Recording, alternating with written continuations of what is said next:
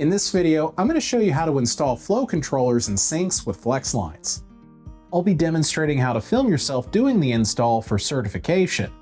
You'll need to have someone film you while you're doing the installation and speaking to the camera. You can use the written instructions that are on the certification board, noting the most important parts. Now, I'll be demonstrating the person being filmed to be certified.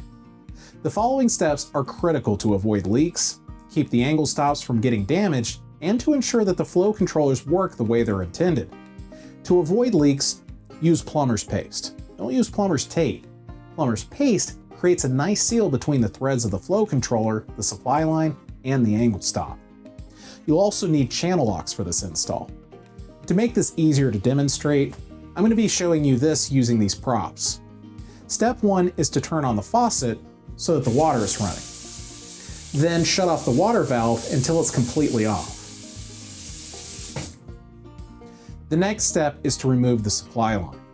Once the supply line has been removed, ideally you want to flush the lines. To do that, you can put a hose on the angle stop, open it up into a bucket, and run it until the bucket's half full. That'll flush out any debris that gets clogged in there. The next step is to apply plumber's paste. You don't need a lot, you can just squeeze it on your finger, then apply it first to the angle stop. Make sure to get it all the way around the threads, then install the flow controller. This does two things. It helps seal the bond so that there are no leaks.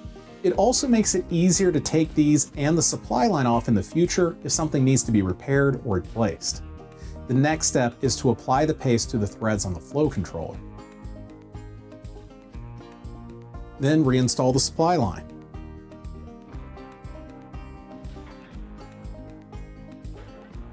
Once it's installed, hand tighten.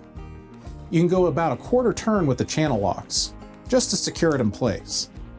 You want to be careful not to over tighten it. Angle stops tend to be cheaply made and the threads can crack, so again, don't over tighten.